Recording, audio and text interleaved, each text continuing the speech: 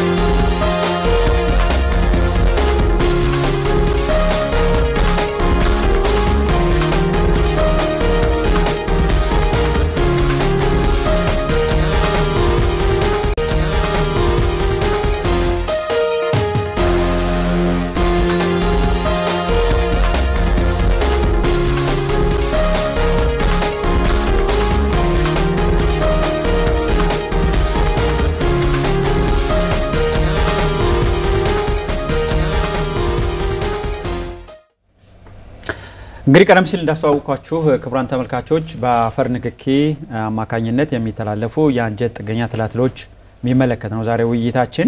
እዚህ ስቱዲዮአችን ደግሞ የተገኙት ዶክተር ታደሰ ኃይሉ ናቸው። ዶክተር ታደሰ በባህር ዳር ዩኒቨርሲቲ ሕክምናና ጤና ሳይንስ ኮሌጅ መምህርና ተመራማሪ ናቸው። ተዋሪ ፕሮፌሰር በመሆንም እያገለገሉ ይገኛሉ። በዚህ ርዕሰ ጉዳይ ዙሪያ ሰፊ ማብራሪያ ያልሰጡን እዚህ ተገኝተዋል። በተከታተሉን በአክብሮት ጋብዛለሁ። እንኳን ደህና መጡ ዶክተር። አመሰግናለሁ። በጣም ጥሩ። በአፈር ንክኪ የሚተላለፉ ያንን ምናወራ የአንጀት ጥገኛ ትላትሎች የምናይበት ነውና ምን ማለታችን ነው ከሚለው እንጀምር። አመሰግናለሁ። የአፈር ንክኪ የሚባሉት እንግዲህ የተለያዩ በሽታ አምጪ ተዋሲያን የራሳቸው መተላለፊያ መንገድ አላቸው። እነዚህ የአፈር ንክኪ የሚተላለፉ ተብለው የተያያዙት ደግሞ ምንም እንኳን የመተላለፊያ መንገዳቸው አፈር ይሁን እንጂ እድገታቸውን የሚጨርሱት ግዴታ አፈር ላይ ሆነው ነው የሚጨርሱት። ከዛ በኋላ እድገታቸውን ጨርሰው ወደ ሰው ከገቡ በኋላ በተለይ በአንጀታችን ውስጥ ተጣብቀው ከፍተኛ የሆነ የጤና ችግር የሚያስከትሉ ናቸው ማለት ነውና ከሌሎቹ የሚለያቸው ከሰው ከወጡ በኋላ በአፈር ውስጥ የተወሰነ ጊዜ መቆየት መቻላቸው ነው በአፈር ንክኪ ተብሎ የሚባለው እንጂ ከነሱም ከዚህም ውጭም ያሉ በአፈር ምክንያት የሚተላለፉ አሉ። ግን እነዚህ ለየት የሚያረጋቸው እስከ 2 ሳምንት ድረስ የግዴታ አፈር ውስጥ መቆየት አለባቸው። ከዛ በኋላ ነው ወደ ሰው ከገቡ በኋላ በሽታ ሊያስከትሉ የሚችሉት ማለት ነው። እና በአፈር ንክኪ የሚተላለፉት ማለት የተወሰነ ጊዜ አፈር ውስጥ ቆይተው እድገታቸውን ከጨረሱ በኋላ ወደ ሰው ከገቡ በኋላ አንጀታችን ላይ ተጣብቀው ከፍተኛ የሆነ የጤና መቃወስ የሚያስከትሉ የትላትል አይነቶች ናቸው። ጥሩ አፈር እንግዲህ መተላለፊያውን ብናየው ሰፋ አድርገን ጥሩ ነው ዶክተር። በአፈር የሚተላለፉ ስንል ማንኛውም የአፈር ጋር ያለው ግንኙነት ሊሆን ወይስ ለየት የሚያደርገው ምንድነው? መተላለፊያውን ብናይ በለ አው መተላለፊያ መንገዳቸው ከአፈር ወጣ ብሎ ሊሆን ይችላል። ለምሳሌ አፈር እንቁላላቸው ከወጣ በኋላ ለምሳሌ ከሰው አፈር ላይ ይቆያል የተወሰነ ጊዜ እንዳልኩ እድገታቸው የሚጨርሱት ለዚያ ነው። በአፈር ንክኪ የሚለው ዋናው እድገታቸው የሚጨርሱበት ስለሆነ ከዛ በኋላ አፈሩን በመብላት ወይም በመንካት ሳይሆን አፈሩ ላይ ያለውን የበሽታ አምጪ ተዋሲያን ወደ ሰውነታችን ሲገባ በቀጥታም ይሁን በተዘዋዋሪ በቀጥታ ለምሳሌ ከእጃችን አንስተን ከምግብ ጋር ልንበላው እንችል ይሆናል ወይም ደግሞ በእግራችን በስተው ሊገቡ የሚችሉበት አንዳንዶቹ ደግሞ ልክ እንደ መንጠንቆይ ትል አይነቱ ሰውነታችን ቀዶ በባዶ እግር በመሄድበት ሰውነታችን አፈር ጋር በሚካበት ጊዜ ልክ እድገቱ እንደጨረሰ ሰውነትን ቀዶ የሚገባበት አይነት አለ።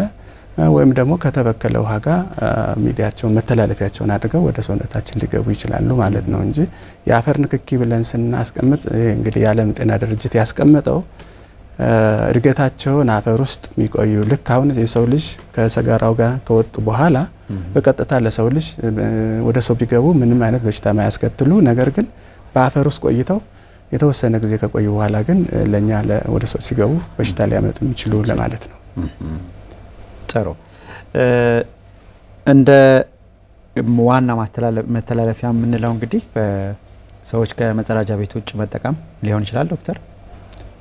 አው ትልቁ መንስኤ ያ እንትን ነው ያው የሰው ልጅ ዋናው የሚተላለፉት እነዚህ በተለይ የበሽታ አምጪ ተዋሲያን የአንጀት ትላትል የሚባሉት በአፈር ንክኪ የሚተላለፉት ወደ በአይነ ምድር አማካይነት ነው ከሰው የሚወጡት ከታመመው ሰው ወደ አካባቢ የሚወጡት በአይነ ምድር አማካይነት ነው።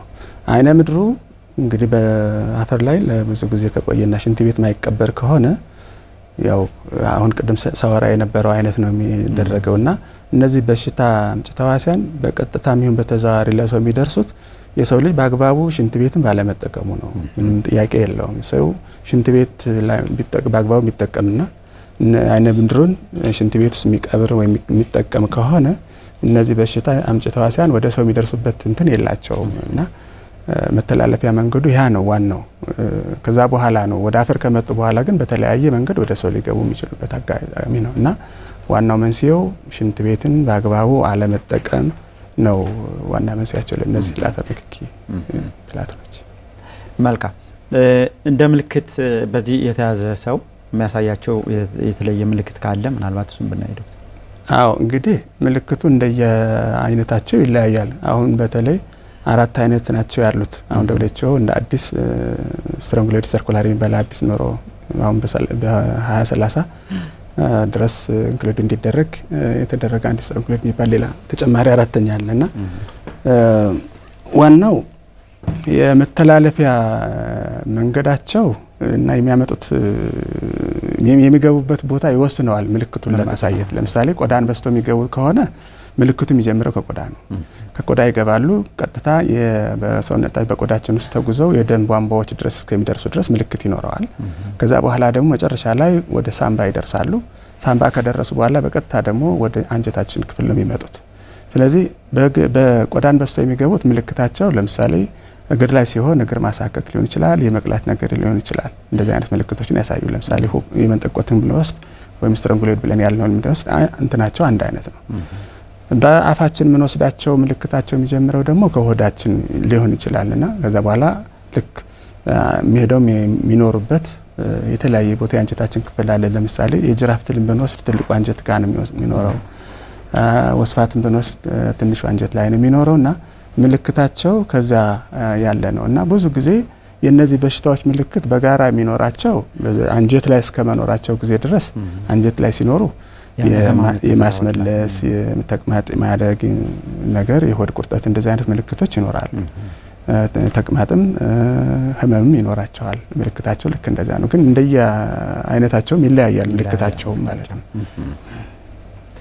ጥሩ እነማን ይተካሉ የሚለውን ብናው ጥሩ ነው ዶክተር እንደ አካባቢም ጋር አነጻጽረን እንግዲህ እነዚህ በሽታ አምጪ ተዋሲያን ማያጠቁት የማህበረሰብ ክፍል የለም ግን በብዛት የሚጋለጡት ምን አይነት ናቸው የትኞቹ የማህበረሰብ ክፍሎች ናቸው ብንል ነው የሚሻለው ብዙ ጊዜ በቀጥታም ይሁን በተዘዋዋሪ ካፈር ጋር ንክኪ ያላቸው ለምሳሌ ህፃናት ሊሆኑ ይችላሉ ብዙ ጊዜ የሚጫወቱት በአፈር ነው አንዳንድ ያፈር ሊበሉ ይችላሉ ወይም ደግሞ እናቶችም ሊሆን ይችላል በተለይ ነፍሰ ጡር ሲሆን አንዳንዴ አፈር የሚበሉበት ጊዜ ይኖራል ከርግዝናቸው ጋር ተያይዞ ወይም ደግሞ በተለይ የሰውነታችን መቋቋም አቅም የሌላቸው ሽማግሌዎች ሊሆኑ ይችላሉ እነዚህ በተለይ የተጋላጭ በዚህ በሽታ አምጪ ተዋሲያን ተጋላጮች ናቸው በብዛት ግን በተለይ የህፃናት የሚባሉት ከዚህ ከ6 አመት እስከ 14 አመት ያሉት በብዛት የሚጋለጹበት ብዙ ጊዜ የኛ ሀገር መዝናኛ ወደ ተለይ ወደ ገጠሩ ጋር ወጣ ስንል መዝናኛው ብዙ ጊዜ በአፈር በጭቃ መጫወት ነውና ህፃናት ደግሞ ይጫወታሉ በአፈር ይጫወታሉ ሳይታጠቡ ይበላሉና በዛ ምክንያት ራሳቸውን የሚበክሉበትና የሚታመሙበት ምክንያት አለና ብዙ ጊዜ ህፃናት ጎልተው ይታያሉ እናቶች ደግሞ በተለይ ነፍሰ ጡር ከዚህ አንፃር የበሽታቸው ማምናት እንትናቸውም ስለሚወርድ እናቶችም ልክ በዚህ ልክ ሊያዙ ይችላሉ ጥሩ በንጽጽር ብናየው ከተማ ገጠር ብለን ምናልባት እሱ በርግጥ አንዳንድ ጥናቶቹ ያው የተወሰነ ዲፈረንስ ልዩነት እንዳለው ያወራሉ ግን ብዙ ጊዜ እኛ ባደረግነው ጥናትም ግን የጎላ ምንለው እንትና ልዩነት ግን የለውም አሁን ምክንያቱም የንጽህናችን ጉዳይ በጣም አሳሳቢ ስለሆነ ማለት ነው ይሄ የሚያሳየን ማለት ነው እንጂ አሁን እኛ እዚህ ባህር ዳር ዙሪያም ባህር ዳር አካባቢ ላይ ዘመን ጥናቶችን አድርገን ነበር ከከተማው ውስጥ ካሉ ህፃናት ከከተማው ዙሪያም ካሉት ህፃናት ወጣ ብለንም ወስደን ልዩነቱን አይተን ነበር ግን ልዩነቱ እንደምናስበው አይደለም ግን ብዙ ጊዜ በርግጥ ወደ ገጠር ወጣ ስንል በተለይ አፈር ጋር የመነካካት እድላቸው በአንድም በሌላ ለምሳሌ በስራ ሊሆን ይችላል የግብርና ስራ ምን ታቀው ነው ሁሌ ካፈር ጋር ተያይዞ ነው ያለ ልጆች የሚጫወቱበት ሊሆን ይችላል ለምሳሌ እዚህ መዝናኛቸው ትንሽ የተሻለ ሊሆን ይችላል ከተማ ላይ ወደ ገጠር ግን ምንም ሙሉ በሙሉ ካፈር ጋር የተያያዘ ነውና ከውሃ ጋር የተያያዘ በዚህ ምክንያት የተወሰነ በገጠር የሚኖሩ ህፃናት ልዩነት ይኖራል ግን በእኛ ሀገር በእናያቸው ጥናቶች ግን ልዩነቱ ያን ያለ አይደለም ግን ዲፈረንስ መኖር ልዩነት መኖር ነበረበት ምክንያቱም የከተማው አትሊስት በንጽህና ዙሪያ ላይ የተሻለ ነው ብለን ስለምናስብ ማለት ነው ጥሩ ፕሮግራማችን ይቀጥላል ክቡራን ተመልካቾች እየተከታተላችሁ ያላችሁት ከአማራ ሚዲያ ኮርፖሬሽን የምክር ሐኪሞች ዝግጅታችንን ነው ዛሬ በተለይም በአፈር ንክኪ አማካኝነት የሚተላለፉ የአንጀት ጥገኛ ትላትሎችን የሚመለከት ነው ምን ይመስላል የሚለውን በደንብ ያየን ነው የምንገኘው ከዶክተር ታደሰ ጋር በኋላ ስንመለስ ደግሞ ከመሸጋገሪያ በኋላ በአገራችን ያለው ሁኔታ ክልላችንስ ይሄ ሁኔታ ምን ያህል አሳስቧል የሚለውን በሰፊው የምናይ ይሆናል እንድትከታተሉ በአክብሮት እንጋብዛለን ጥያቄ ሲኖራችሁ በስልክ መስመራችን እየደወላችሁ ልታረሱ ትችላላችሁ በድጋሚ አብራችሁን ቆዩ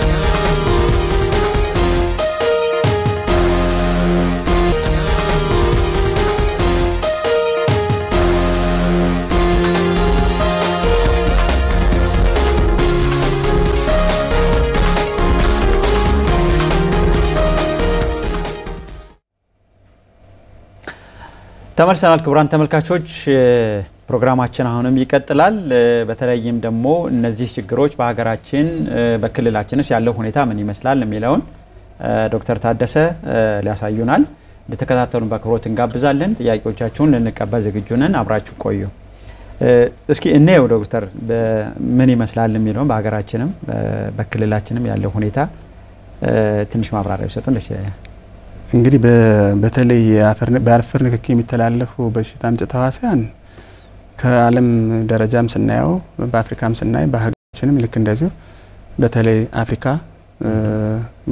በተለይ ሩቅ ምስራቅ የሚባለው የኤዥያ ክፍል እና ደቡብ አሜሪካ በተለይ ከዚህ ከምድር ወገብ ጋር ተያይዞ ያሉ ሀገሮች ብዙ ጊዜ በእነዚህ በአፈር ንክኪ በሚተላለፉ በሽታ አምጪ ተዋሲያን ወይም ተላላፊዎች የተጠቁ ናቸው ይሄ ምንድነው ዋና ምክንያቱ ተብሎ የሚታሰበው ጥናቶችም እንደሚያመለክቱት እዚህ ቦታ ላይ የተስማሚ የሆነ አፈር ተስማሚ የሆነ የአየር ንብረት በተለይ ሙቀት የአፈር ሙቀትና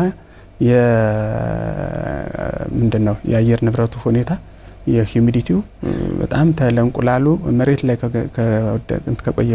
ከወጣ በኋላ ተስማሚ ስለሆኑ ብዙ ጊዜ ስርጭቱ ይበዛል ሁለተኛ ነገር ደግሞ የንጽህናውም ነገር በእነዚህ አካባቢዎች ላይ በጣም የወረደ ነው ከሌላው ዓለም ጋር ሲታይ በጣም ብዙ ህዝብ የሚኖርበት ድሆች የሚኖርበት ያው ብዙ ጊዜ ደሃ ስትሆን ለተሻለ ነገር አትሮጥም እና ድህነት አንዱ ለነዚህ በሽታዎች መገለጫ ነው ለመስፋፋታቸው ምክንያቱም ያው ከነሱ ጋር የሚያገናኝ ብዙ ነገር ስላለ ማለት ነውና በሀገራችንም ደረጃ ሙሉ በሙሉ ማለት ይቻላል አብዛኛውን የሀገራችን ክፍል የሌለበት የለም ማለት አንችልም ምክንያቱም በዚህ ዞን ውስጥ እስከ መገኘቱ አድረስ ማለት ነውና በቁጥር ደረጃ ሰፋ ብሎ የተሰራ ጥናት ወጣ ብሎ ያለ አይደለም ሪቪዎች ናቸው ያሉ እና ግን እንደዛም ሆኖ አንዳንድ አካባቢዎች ላይ እስከ 90% ድረስ ይችላል እዚህ ባህር ዳር አካባቢ አሁን በ2020 የሰራነው ጥናት የሚያሳየን ከባህር ዳር ከተማ ላይ እስከ 78.7 ድረስ የሚደርስበት አጋጣሚ ያለ የአፈር ንክኪ ብቻ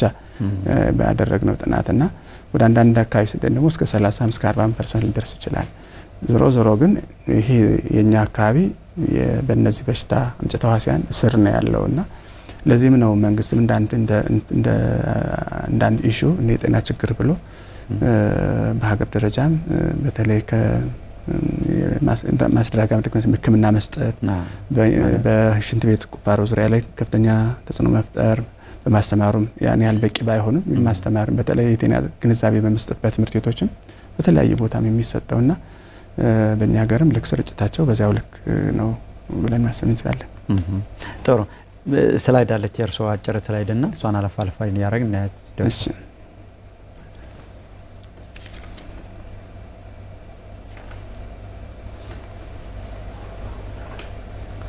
ጥሩ ይሄ ትንሽ አንጀት ላይ ያለው አዎ ይሄ በወስፋት ምን አሁን እኛ በእኛ ሀገር ወስፋት በጣም ቀለል አድርገን የምናየው በሽታ አምጪ የአንጀት ትላትል ነው ግን ብዙ ጊዜ በሽታዎቹ መቼ ነው የሚታወሱ እንትን የሚሉት ችግር የሚፈጥሩት የሚለው ነገር አንድ ወሳኝ ነው አንደኛ ብዙ ቁጥራቸው በጣም ካልበዛ በስተቀር ብዙ ጊዜ ምልክትም እንኳን ላያሳዩ ይችላል ምልክቱ በጣም ከበዛ ግን አንጀትን ኦፕራሲዮን እስከ መደረስ ድረስ ያደርጋል እስከ መስጋት ድረስ ይደርሳሉ እና በተለይ ህፃናት ላይ ደግሞ ምንድነው ለመኖር ራሳቸው ትሎቹ ለምግብ ኮምፒት ማድረግ እንትን ይላሉና አለባቸው እና እዛ አካባቢ አልበቃ ስላቸው ሌላ ቦታ ፍለጋ በተለይ ተኝተን በመተኛበት ሰዓት በአፍንጫችን ወጥቶ እስከ መምጣት ድረስ ይደርሳሉና አሁን ይሄም ስዕል የሚያሳየን እሱ ነው እና ከተዘጋ የግድ ነው ኦፕራሲዮን ተውኖ ተቆርጦ እነሱ ወጥተው ነው እንትን ግመናውና እስከ ሞት ድረስ ሊያደርሱ የሚችሉ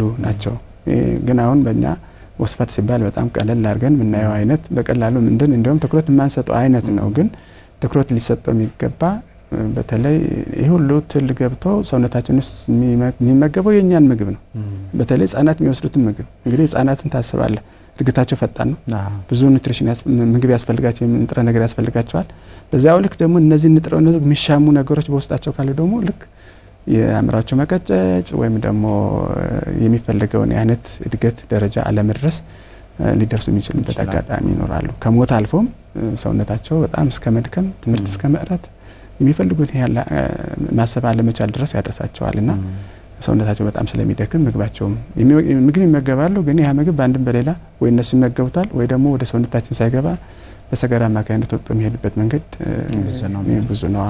ጥሩ ቀጣይ ነው። ኦኬ ይሄ የመንጠቆ ትል ነው። የመንጠቆ ትል ትንሽ ለየት የሚያደርገው እንግዲህ በቁጥር ደረጃ አሁን ትልቁ ነገር ቅድሙና የተከወነ አንዲቷ ትል እስከ 200,000 እንቁላል በቀን ትጥላለች። ይህ በጣም ብዙ ነው። እንደውም አንዳንድ መጽሐፍት እስከ 240,000 ይለዋል እና የመንጠቆ ትል 30,000 ድረስ አንዷ ነች። እንግዲህ መገመት ይቻላል 10 20 ቢኖርብህ ምን ተጽዕኖ ምን ያህል እንደሆነ ማለት ነው። እና እነዚህ አሁን አፋቸውን ከፍተው የምታያቸው መቆንጠጫዎች ናቸው። ከትንሹ አንጀት ሄደው የሚጣበቁበት ናቸው። ልክ እንደ ጥርስ ሰውነታችን ቆርጦ ይበሱታልና ሲበሱት ደምን አንደኛ የሚመገቡት ደም ነው። ሁለተኛ ነገር ደግሞ ያፈሱታል። የሚገርመው እነዚህ ደግሞ ትሎች በጣም ለየት የሚያረጋቸው ቶሎ የአንጀታችን ግድግዳ እንትን ያሉ ይበሱና ይለቁና ደግሞ ሌላ ቦታ ልክ እንደዛ እና ለረጅም ሰዓት ይደማል። ይሄ የለቀቁት ቦታ ጥርሳቸው ላይ የሆነ አንቲኮግላንስ ስላለው ማለት ነውና ሰዎቹ በጣም በደም ማነስ ሊሰቃዩ ይችላሉ። ትልቁ የመንጠቆ ትል በልጆች ላይ የሚያደርሰው የደም ማነስ ነው። ደም ማነስ አለብህ ማለት ደግሞ ምንም አይነት የፈለገውን ያህል ምግብ ብትበላ እንኳን ጥሩ አይነት ቁመና አይኖርህም ማለት ነውና ይሄ ነው ትልቁ። ይሄ የላይፍ ዑደታቸውን የሚያሳየው ምን ያህል በሰውነት እስከ ገቡ በኋላ ምን ያህል እንደሚቆዩ የግድ አፈር ላይ ቅድም ሳወራቸው የነበረው ነውና እስከ ምን ያህል ቀን ድረስ እስከ 10 ቀን ድረስ ሊቆዩ ይችላሉ አፈር ላይና ከዛ በኋላ ወደ እድገት አላቸው። ያድገታቸው ሲቀየር ነው እግራችን መብሳት የሚችለው ደረጃ ላይ ሲደርስ በስቶ ከገባ በኋላ ልክ ሰውነታችን ሲገባል ሳምባ ላይ ይደርሳል። እንደገና በትራኪያ ተወጦ በጉሮሮአችን ተወጦ ነው አንገታችን ላይ የሚደርሰውና አንጀት ከደረሰ በኋላ ነው ይሄን ሁሉ የሚያደርገው ጉዳት የሚያደርሰውና በእርግጥ ሲገባም እግራችን ጫማ ላይ ቅድም ያልኩ ያሳክካል፣ ይቆስላል ሁሉ ለሁለተኛ ለሌላ ለባክቴሪያል ኢንፌክሽን ተጋላጭም ሊያደርገን ይችላል። ከሳምባችንም ልክ የሳምባ በሽታ እንዳያዘው ብርድ እንደመታው ቲቪ እንዳያዘው ከፍተኛ የሆነ ሳል ሊያስከትሉ ሁሉ ይችላሉ። አንዳንዴ እንደውም ዲያግኖስ ሁሉ ላይ ይደረጉ ይችላሉ በመርመራ ሹር እንደዚህ አይነት ነገር ሲከሰት ሳል ያለበት ሰው ብዙ ጊዜ ለነዚህ ለተለይ ለአፈር ንክኪ ለሚተላለፉ እንትኖችም አብረው መሰራት መቻል አለበት። ካልሆነ ቲቪ ወይም ደግሞ ባክቴሪያል ነው ወይም ኒሞኒያ ነው ብለን የምናክመው ነገር ላያድናቸው ይችላልና ከችግራቸው ላይ መለስ የሚችልበት አግባብ ይኖራል። ጥሩ የከተልን ነውና በተለይ ቁጥሮችን በደንብ እናያቸዋለን። ችግራችን ምን ያህል ይሄ ያው እንዴት እንደሚገባ የሚያሳይ ነው። የመንጠቆ ትል አሊያም ደግሞ የስትራንጉሌት ሰርኩላር ያልኩ በዚህ ወይ ነው በዚህ መንገድ ነው የሚገቡት።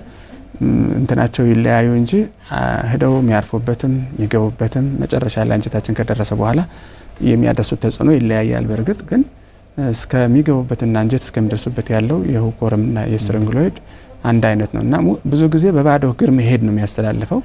ግን በባዶ እግር መሄድ ብቻ ሳይሆን በሰውነታችን በማንኛውም ነገር አፈር ከነካ እነሱ ያሉበትን የነሱ እንቁላል ወይም ደግሞ ላርቤው ያለበትን ከነካ ጭውን ከነካ ማንኛውም ሰውነታችን ቀዶ ይገባል። ግን ብዙ ጊዜ እኛ ያው በእግራችን አፈር ስለምንረግጥ ነው ይሄ ባዶ መሄድ ያለም አዎ በባዶ በተለይ ወደ ገጠሩ አብሶ ይሄኛ አካባቢ ጫማ እንደ ሌላ ነገር አሁን እንደውም ይሻላል እንጂ ድሮ እንደ ኖርም ይቆጠርበት ነበር ወደ ገጠር ስንወጣና ይሄ ዋና መተላለፊያ መንገዳቸው ነው እና የግድ ሰው በቋሚነት ሳያወልቅ ጫማ መልበስ እንዳለበት ያሳየናል። አሁን ይሄ ከእግር ንክኪ ውጭ ወይም ከጫማ ውጭ መግቢያ የለውም። ሰውነታችን በሰው የሚገባ ሰውነታችን በሙሉ ካስቀረን ችግር የለውም። ይሄ በቀላሉ እንከላከለው ምንችል ነው። ግን ጫማ ላለብስ ምንችልበት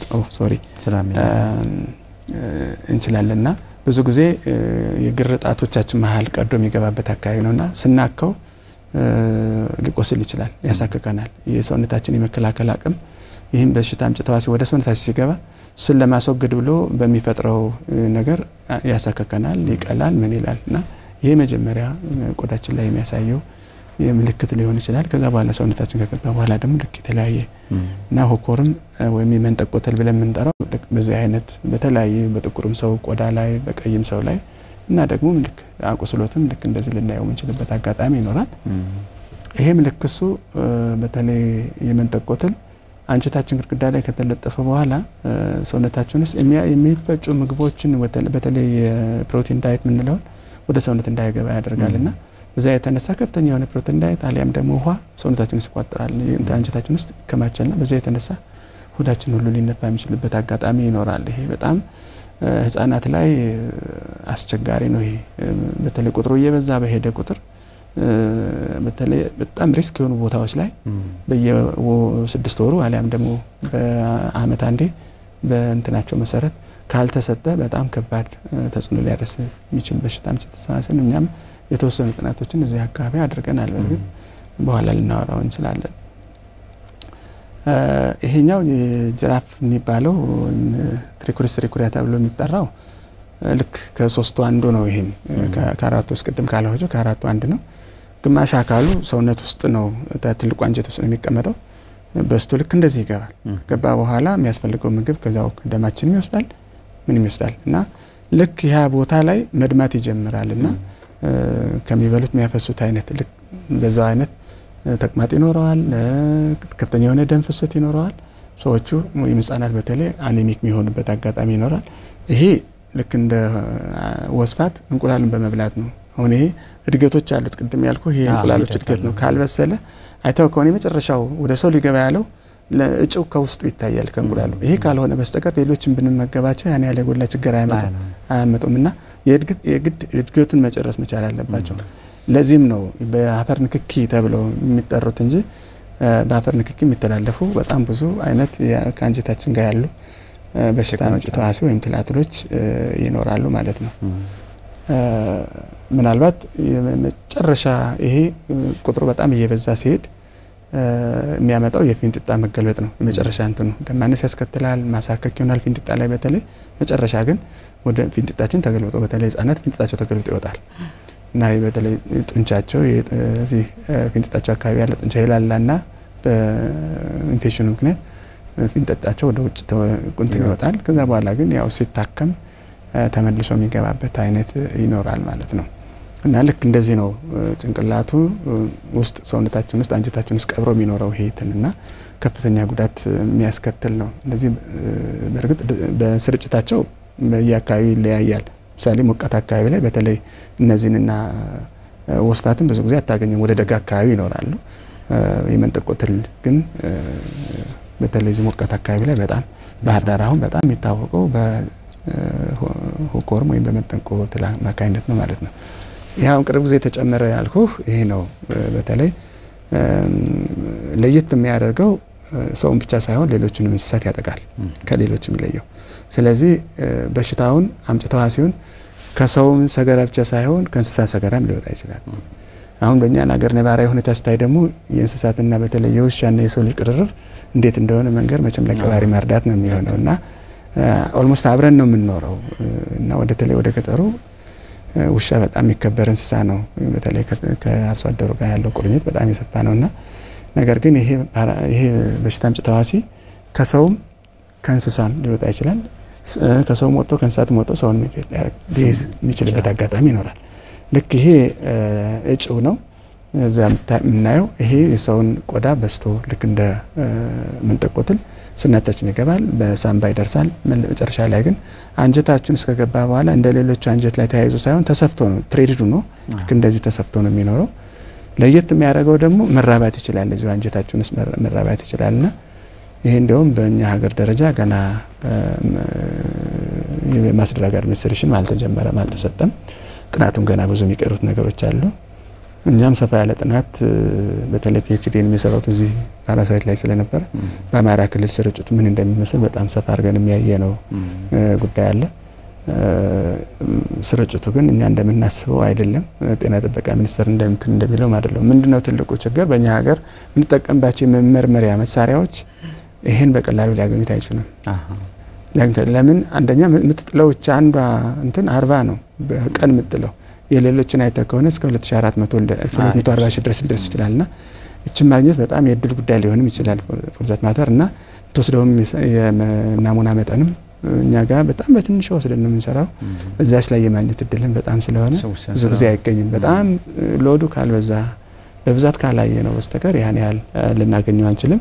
ተጽዕኖ ግን ልክ እንደነ ሁኮርም ወይም ደግሞ ሌሎች የሴል ትራንስሚት በጣም ከፍተኛ ነው የዚህም እና ስርጭቱ በቀጥታ የግድ ይህም እንደ ሌሎቹ አፈር መንካት የለበትም አፈር ላይ ቢቆይ ችግር የለበትም ይሄ በቀጥታ እንደወጣም ደግሞ ሰውንም ኢንፌክት ሊያደርግ እንደውም ሳይወጣ እዛው አንጀታችን ውስጥ ሰርኩሌት ያደርጋል ይቀየራል እዛው ወደ በሽታ አምጪ ተዋሲው ሰውነትን በስቶ የሚገባው እዛው ሰውነታችን ይቀየራልና በእንግሊዝኛው አጠራር አውቶ ኢንፌክሽን ወይም ደግሞ ራስን በራስ ማስያዝ አይነት የሚመስል ነገር የሚታይበት ነውና ትንሽ ስርጭቱም አያያዙም ውስብስብ ያለ ገና ብዙ ጥናት የሚፈልግ አይነት ነው ግን አሁን WHO ይህን ወደ ምንድነው በአፈር ንክኪ የሚተላለፉት ቃል እንግዲህ ለማድረግ እየተሰራ ነው ያለ ጥሩ ቀጣዩን ነውና በተለይም ቁጥሮች ምን ይላሉ የሚለው ላይ ይሄ እንግዲህ ሰውነታችን ውስጥ ከገባ በኋላ ቆዳችን ላይ ምን ያሳያል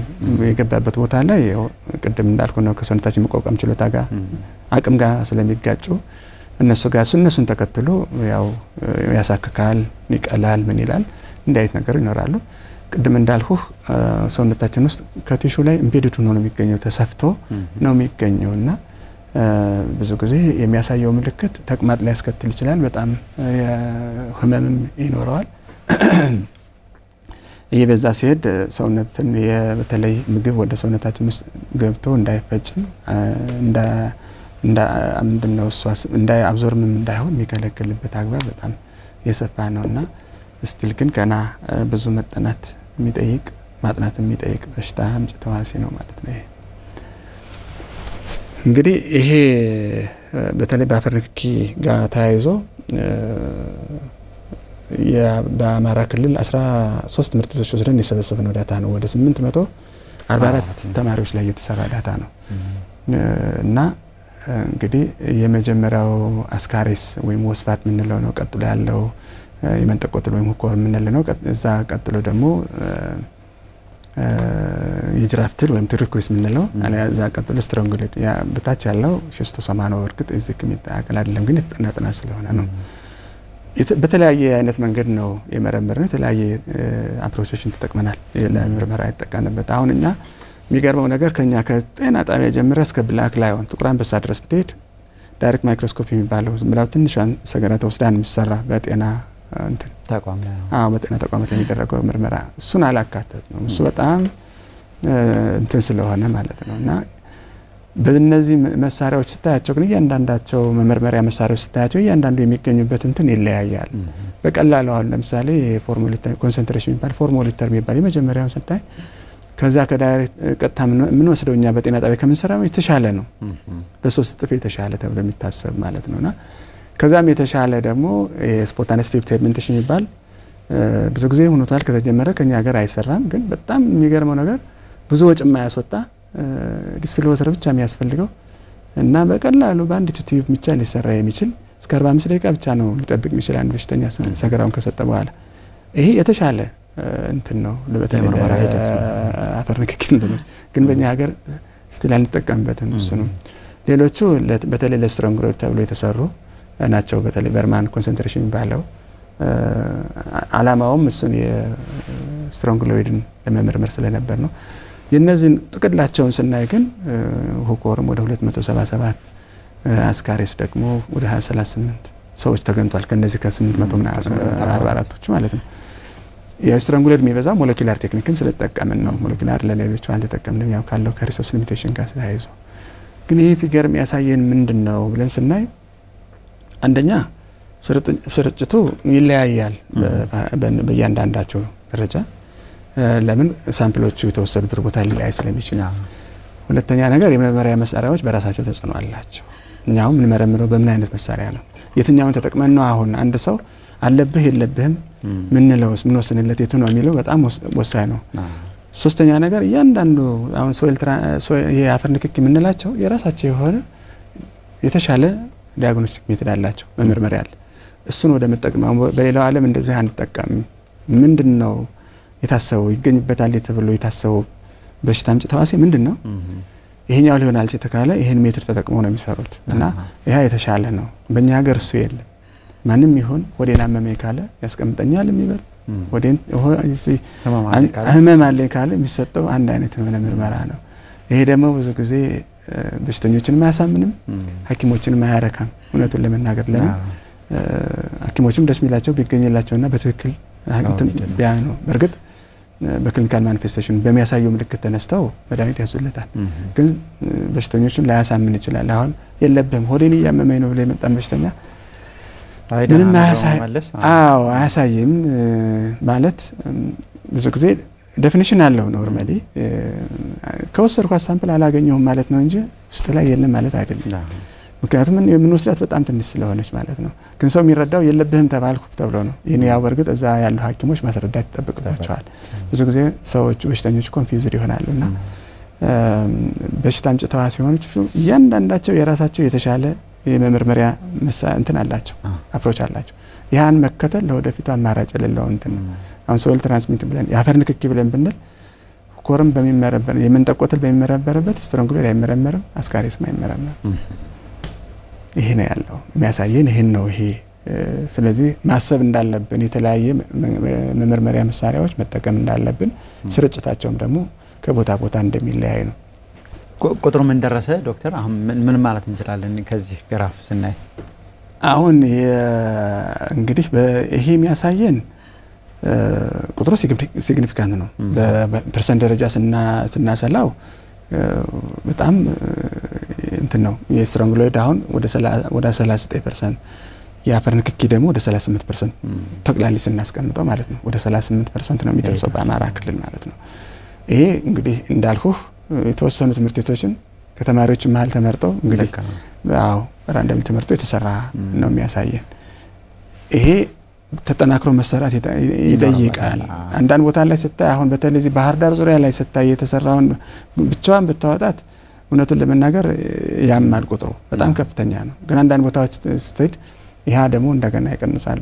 ለምሳሌ ከዳሰስናቸው ወረዳዎች ዳንግላ የተሻለ ነበር በወቅቱ። እንግዲህ አንዳንዴ ምን አለ መሰለ በተለይ ሚዲያ ይሰራል። ይሄ በተለይ ማስ ድራግ አድሚኒስትሬሽን ይሰጣል። እሱ በትክክል ይሰጣል አይሰጥም እሱ ሌላ ቋንቋ ቢሰጥ በርግጥ በትክክል ሊመልስ ይችላል አለበት። የመድኃኒቱ የማዳን አቅሙ ችግር በሀገራችን ደረጃ እንዳለ ሆኖ ግን በትክክል እንደውም ወረዳዎች ላይ ገብተን ያየንበት ነበር። አዊ ዞን የተሻለ ነው ከዞኖች ካየናቸው ከሄድንባቸው ዞኖች በስርጭቱ ደረጃ በጣም የቀነሰበትን ነገር አግኝተናል። እዚህ ባህር ዳር ዙሪያ ደግሞ ቅርብ የሆነ ቦታ ላይ ስትሄድ ደግሞ የምታዝንበት የምታፍርበት አይነት ማለት ነው። ምክንያቱም አሁን ከዚህ የክልሉ ዋና ከተማ ሆኖ በመረጃ ደረጃ ያንሰዋል ያጣል መረጃ ብለህ የምታምነው ማህበረሰብ አይደለም በዙሪያው ላይ ያለው። ግን በተለይ የመንጠቆንትል የስትሮንግሎይድን ስርጭቱን ስናየው በጣም ከፍተኛው ያለ እዚህ ባህር ዳርና ባህር ዳር ዙሪያ እነዚህ ወረታ አካባቢ ከሰበሰብናቸው ዳታዎች በጣም ይበዛል።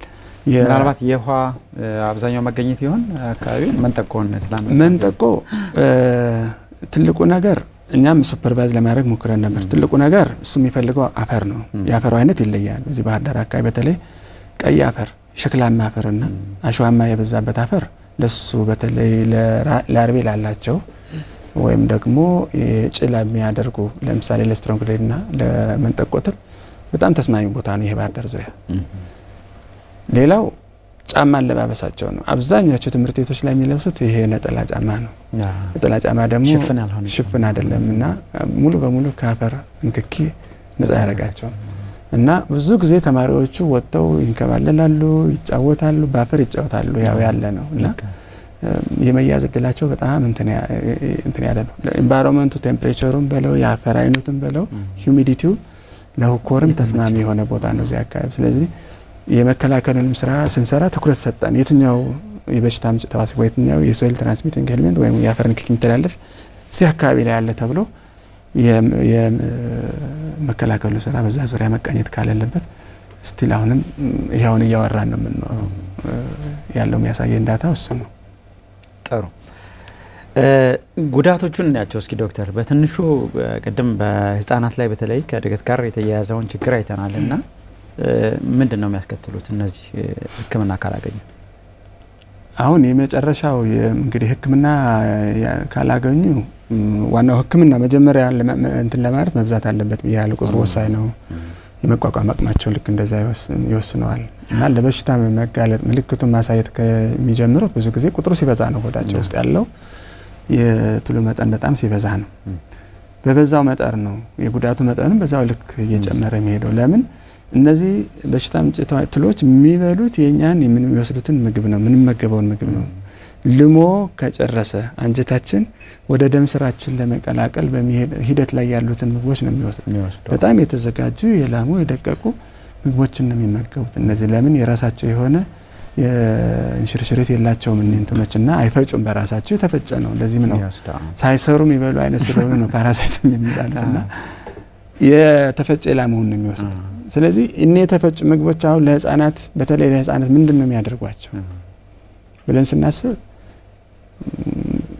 እንግዲህ ሁለመናቸው ናቸው ህይወታቸው የሚቃኘው በዚያ ነው እገታቸው በለው ውፍረታቸው በለው ለመንቀሳቀስም ለመስራትም ለመማርም የሚያስፈልጋቸውን ኢነርጂ የሚያገኙት ከዚህ ምግብ ነው ይሄን ምግብ ወደ ሰውነታቸው አልሄደም ማለት እነዚህ ልጆች በቀላሉ ይደክማሉ በጣም ይደክማሉ ይቀጭጫሉ ሰውነታቸው በጣም ያደረ ይቀጭጫል ምግብ ይበላሉ ግን ወደ ሰውነታቸው የሚደርስ ነገር የለም እና ተጽዕኖው በጣም ደካማ ነው የሚያደርጋቸው በየጊዜው ክሊኒክ ሊመጡ ይችላሉ በየጊዜው ትምህርት ቤት ሊያቋርጡ ይችላሉ የድካም ስሜት ይሰማቸዋል ትምህርታቸውን ክላስም ገብተው በአግባቡ አይማሩም ኢቭን ድሮፕ አውትም በጣም የሚበዛው ጥናቶች የሚያመለክቱት በተማሪዎች ለመውደቅም ትምህርት ቤት ለመቅረትም ዋና መንስኤዎቹ በተለይ በአፈር ንክኪ የሚተላለፉ እንደሆኑ ጥናቶችም ያሳያሉ ስለዚህ በጣም ከፍተኛ ጉዳት አላቸው ምንም ጥያቄ የለውም ምንም ካላገኙ ወደ ሞትም ላይ ያደርሱ የሚችሉ ናቸው ምንም ጥሩ እስኪ ምናልባት ለችግሩ የተሰጠው ምላሽ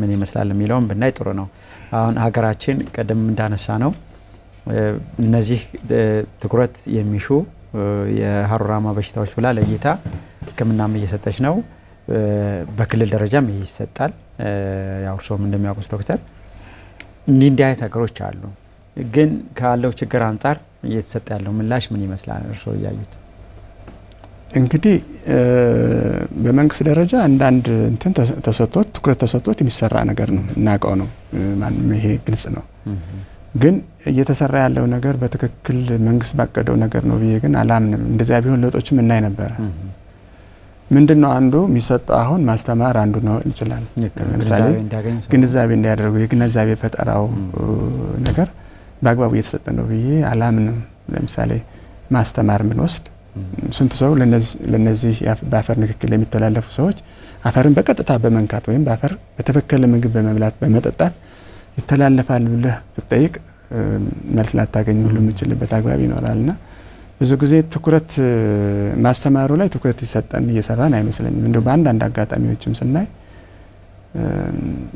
አንዳንዴ የምናስተምረው ትምህርት በሚገባን ቋንቋ ላይሆን ይችላል ብዬ አስባለሁ ሰው በሚረዳው አቅም ለምሳሌ አሁን እነዚህ የድህነት በሽታዎች ናቸው በተለይ ወደ ገጠር ወጣ ብለን ስናይ ለአርሶ አደሩ ምን አይነት ሰዎች ሄደው ምን አይነት ትምህርት ይሰጡታል በምን አይነት ቋንቋ ነው የሚገልጹለት የሚለው ነገር እሱ በጣም ወሳኝ ነው ካፈራት ነካካ ብሎ ማንሳት አሁን ከባድ ነው አርሶ አደር ነው አስቸጋሪ ነው ግን አትሊስት የሚችልበት አለ ለምሳሌ መጠንቀቅ የሚችልበት አለ ልጆችም አሁን አርሶ አደሩ ቀን ተሌት እርፊዞ ዶማይዞ ነው የምታገኘው በባዶ እግሮች ዘራ ነው የምታገኘው ግን አትሊስት ምንድነው ይሄ ማያደርግ ስራ አቁም ማለት ሌላ ነገር ነው ግን በየጊዜው መድኃኒቱን የሚያገኝበት እንትን የለም አሁን ምን አለ መሰለ በእኛ ሀገር የኢሚዲዬ ወይም ደግሞ የማስ ድራግ አድሚኒስትሬሽን በእድሜ የተገደበ ነው ትልቁም ችግር እሱ ነው ለህፃናት ነው የሚሰጠው አዋቂዎቹ አይሰጥም አዋቂዎቹ ደግሞ ከህፃናቱ በላይ በዚህ በሽታ ይጠቃሉ አስበው ካላመማቸው በስተቀር አይመጡም ለብዙ ጊዜ ደግሞ ተሸክሞት ምልክት ሳያሳዩ ይቆያሉ እነዚህ ሰዎች ሽንት ቤት የማይጠቀም ከሆነ አካባቢን ይበክሉታል እኛ ለህፃናት መድኃኒት እንሰጣለን ነገር ግን ኢንቫይሮንመንቱ ደግሞ በአባቶችና በእናቶች ወይም በዚህ በማይጠቃለሉት በኢሚዲዬ በማይጠቃለሉ ሰዎች ኮሚኒቲ ይበከላል ስለዚህ እነዚህ ህፃናት ዛሬ እንሰጣቸዋለን ነገም ዝሮ ግን ይታመማሉ ትልቁም ችግር ያ ነው በተለይ ማስ ድራግ አድሚኒስትሬሽን መንግስት ማሰብ ያለበት በርግጥ ከባድ እንደሆነ ይገባኛል ግን በርዳታ ስለሚመጣ ሹር በርጋዳ ገስተም እናደርገው አይደለም ግን ምን አለ መሰለ ለህፃናቶቹ ሳይሆንስ ግን አዋቂዎችን ገስተው እንደሰለው ግን ማስተማር እንችላለን በጣም ቀላል ነሽ ዋጋዋ አሁን አልቤንዳዞል ሜቤንዳዞል ገስቶ መውሰድ ብዙ ከባድ አይደለም እኔ 10 ብር እስከ 30 ብር ባለው ነው የሚሸጡት እነዚህን አንድ ዶዝ ገስቶ እንዲወስድ አርሶ አደሩን በየጊዜው ወሰዱ ግራችሁን ወይም ደግሞ ስራ ስትሰሩ ከአፈር ጋር ቀጥታ ንክኪ ስላላችሁ በየጊዜው ራሳችሁን ማከም ትችላላችሁ ተብሎ መማር መቻል አለባቸው። የግዴታ ነው። መመርመር አይሻችሁም፣ ግን ይሄ ዋጋ የሚያስወጣቸው አይደለም፣ ወጪ የሚያስወጣቸው አይደለም እና ማንም ሰው የትኛውም ፋርማሲ ላይ ሊያገኙት የሚችሉ የትኛውም ሄልዝ ኢንስቲትዩት ላይ ሄደው ማግኘት የሚችሉት ነገር ነውና ራሳቸው ማከም የሚችሉበትን ነገር ማስተማር የሚሰጡትን ደግሞ ሪጉላርሊ መስጠት። አሁን አንዳንዴ ይቋረጥበትም ጊዜ አለ። አሁን በተለይ ስርጭቱ ከ50 በላይ ከሆነ በአመት 2 ሪከመንድ ይደረጋል እንዲሰጥ። ግን ይሰጣል ወይ እዚህ ባህር ዳር ዙሪያ አሁን ይሰጣል ወይ ብለህ ስታስብ ብዙ ጊዜ ላይ የሚስተጓጎልበት ጊዜ አለ እና ያን ጊዜውን ጠብቆ መስጠት ያስፈልጋል። ማስተማር ያስፈልጋል። ልጆች በተለይ ስራ በማይሰሩ እንግዲህ የማይሆኑ ከሆነ ጫማ መልበስ አለባቸው። መቼ ነው ጫማ የሚለብሱት? ለምሳሌ ኮሮና መከላከል ሁሌ ነው አልፎ አልፎ ነው የሚለብሱት። አብዛኞቹ እኛ ስንጠይቃቸው ፈራ ይላሉና ሁሌ እንለብሳለን። አሁን ለምሳሌ ስራ ሲሰሩ ምናምን ስንላቸው አይ ዘንማ እናወልቀዋለን ነው የሚሉት። ግን እኛ ዝም ብለን ኦብዘርቭ በምናደርግበት ጊዜ ትምህርት ቤቶች ምናምን ሄደን ኢቭን ለረፍት እንኳን ወጣው አብዛኞቹ ሲሯሯጡ ጫማቸውን አውልቀው ሲሯሯጡ ነው የምታያቸውና የመያዝ እድላቸው በጣም እንትን ያለ ነው። የመከላከል መንገዱ አንደኛ ሰስቴኔብል መሆን አለበት፣ መቋረጥ አለበትም። ሁለተኛ ሁሉን ማህበረሰብ ያካተተ መሆን መቻል አለበት። ማናካተት እንኳን ቢሆን ገዝተው በግላቸው እንዲወስዱ ምክር መስጠት አለብን። አለዛ ልጆችን እናክማለን፣ ግን ከእናት አባቶቹ ደግሞ ይሄን እንትን በተዘዋዋሪ መንገድ ሊያገኙ ይችላል እና ብዙ ጊዜ ሽንት ቤት ቆፍሩ ይባላሉ፣ ግን ሽንት ቤት መቆፈሩ አይደለም። እኔ አሁን ብዙ ጊዜ የኢትዮጵያ ሽንት ቤት ከቨሬጅ እዚህ ደረሰ ሲባል አያሳምንም። መቆፈሩ አይደለም። አንዳንዴ ፕሮቮክ ተደርገው ይቆፍሩትና ግን የተለያየ አይጠቀሙበት። ዋናው ሽንት ቤቱን መጠቀማቸው ነው እንጂ ሽንት ቤት መቆፈሩ አይደለም መታሰብ ያለበት። የሰው ልጅ በእርግጠኝነት ይሄን ቢያደርግ በእርግጥ አፈሩ አሁን ኮንታሚኔት ነው ኦልሬዲ። እሱም በጊዜው ማስቆም እንችላለን፣ ግን መቀነስ እንችላለን። ወደ የቀነሰ አዘ ኤንድ ኦፍ ዘ ዴይ ማስቆም እንችላለን። በቀላሉ በተወሰነ ወራት ልናቆማቸው እንችላለን። አሁን የመጠቆተል አፈር ላይ የሚቆየው ለተወሰነ ወራት እንደ አንድ ወር ያልሞላ ጊዜ ነው የሚቆይ። ከዛ ውጭ አናገኘው። በቀላሉ ሽንት ቤት የምንጠቀም ከሆነ ሊቆም ይችላል፣ ሊቀንሰው የምንችልበት። አሁን አንዳንዴ ለምሳሌ ወስፋትን ብትወስድ እስከ 10 አመት ድረስ እንቁላሉ አፈር ላይ ይቀመጣል። እንቁላሉ ምንም ሰው እየጠበቀ እስከዛ ይጠብቃል 10 አመት ድረስ፣ ከዛም በላይ ጥናቶች የሚያሳዩ የመንጠቆን ተሪስቶስና ደግሞ ስትሮንግሎስቶስ ግን ወር አይሞሉ በአንድ ወር ውስጥ ካላገኙ ወደ ሰው ካልገቡ ይሞታል ህይወታቸው እና ስለዚህ በዚህ ሰዓት ምናደርጋቸውን እንቅስቃሴዎች ምናደርጋቸውን የኢንተርሽን ስራ መስራት የግድ ተገቢ ነው ያምናለሁ እና በዚህ የተቃኘ መሆን መቻል አለበት። ጥሩ ነው ዶክተር፣ ፕሮግራማችንን እያጠቃለልን ነው። እንደው እንደ መከላከያ እያንዳንዱ ማህበረሰብ ምን ሊያደርግ ይገባል የሚለውን ሐሳብ ሰጥተን እንቋጭ። እሺ እንግዲህ እያንዳንዱ ሰው መጀመሪያ በግለሰብ ደረጃ ምን ማድረግ አለበት? የግል ንጽህናን መጠበቅ መቻል አለበት። አሁን እነዚህን በተለይ በአፈር ንክኪ የሚመጡትን ቁጥር 1 ጫማ መልበስ ተገቢ ነው። ጫማን ስለብስ ሁሌ መለበስ መቻል አለበት። ስንፈልግ ምናወልቀው ስንፈልግ ምንለብሰው መሆን የለበትም። ምክንያቱም እግራችንን እንደውም የባሰ እየለሰለስን እነሱ በስተው እንዲገቡ ነው የምናመቻችላቸው እና ይሄ መሆን የለበትም። ሁሌም ቢሆን ጫማ መልበስ መቻል አለበት ማህበረሰቡ። ሌላው የግል ንጽህና መጠበቅ መቻል አለበት። የግል ንጽህና ስንል ለምሳሌ ምግብ ስንበላ ታጥቦ መብላት አለበት። ብዙ ጊዜ አሁን እኔ ብዙ ጊዜ ሳስተምር የምናገረው አንድ ቃል አለ። እኛ ሀገር የእጅ አስተጣጠብ ውሃ እንደመዘፍዘፍ ነው። እውነቱን ለመናገር የባሰ እጃችን ላይ የተጣውቀው ያሉትን አነሳስተን ምንበላ አይነት ነው የሚመስልና በግድ በትክክል በምንድነው የእጅ መታጠብ ስነ ምግባርን ተከትሎ መታጠብ መቻል አለበት። ሰው የተማረው አሁን እኛንም ብታይ ብዙ ጊዜ እንትን አይደለም። አሁን ማን ነው በሳሙና በጣም ባሽቶ የሚታጠብ የለምና ይሄን ማድረግ ተገቢ ነው። ይሄን ማድረግ የግል ነው፣ በቃ የግል ነው። ከግሉ የሚወጣውን ሰገራውን መቅበር መቻል አለበት። ይሄ ሰው እኔ ነገ ማህበረሰቡን ልጆችንም አካባቢዬን ሰው ምንም አልበክልም ብሎ መጠቀም መቻል አለበት። ሰው የግሉን ሲጠብቅ አካባቢውን ጠብቅ። ቤተሰቡ ደግሞ ልክ እንደዛው በጋራ ሊያደርገው የሚችለው ለምሳሌ እንትኖች አንድ ቦታ ላይ አንድ ቤት ላይ አንድ ሰው ላይ ካሉ በቀላሉ ሊተላለፉ ስለናቸው እዛ ማህበረሰብ ያለ አወይ እንደሱ መኖር አለበት። በግለሰብ ደረጃ በማህበረሰብም ልክ እያንዳንዱ ሰው እኔ አንድ ሰው ችግር ካለበት አንድ ጎጥ ያለ ችግር ካለበት በውሃም በምንም ሁሉ ሊበከል ስለሚችል ማህበረሰቡም በጎጥ በቀበሌ ጀምሮ እስከ ወረዳ ያለው አገር አቀፍ ደረጃ ልክ በዚህ ሰንሰለቱን ጠብቆ ሁሉም ሰው እርምጃ ሲወስድ ነው እነዚህን ነገር ማከላከል መቻል ያለብን እንጂ ሁሉም ነገር እንትን የተባለውን ቢተገብር በአግባቡ በተለይ ሽንት ቤትን በአግባቡ ቢጠቀም እነን በአፈር ንክኪ የሚተላለፉ ነገሮችን መቀነስ በጣም ቀላል ነው ይቻላል። በጣም ጥሩ በጣም ነው ማመሰግን ዶክተር ታደሰ ኃይሉ በባህር ዳር ዩኒቨርሲቲ ሕክምናና ጤና ሳይንስ ኮሌጅ መምህርና ተመራማሪ እንዲሁም ተባባሪ ፕሮፌሰር እዚህ ተገኝተው ለሰጡን ሰፊ ማብራሪያ እጅግ በጣም አድርጌ አመሰግናለሁ። ክቡራን ተመልካቾች ፕሮግራማችን በዚሁ ነው የሚጠናቀቀው። በሚቀጥለው ዝግጅታችን ደግሞ ሌላ ርዕሰ ጉዳይ ይዘን ወደ እናንተ እንመጣለን። ሰለሞን አወቀ ነበርኩ ያስተናግርኳችሁ። መልካም ጊዜ ይሁንላችሁ።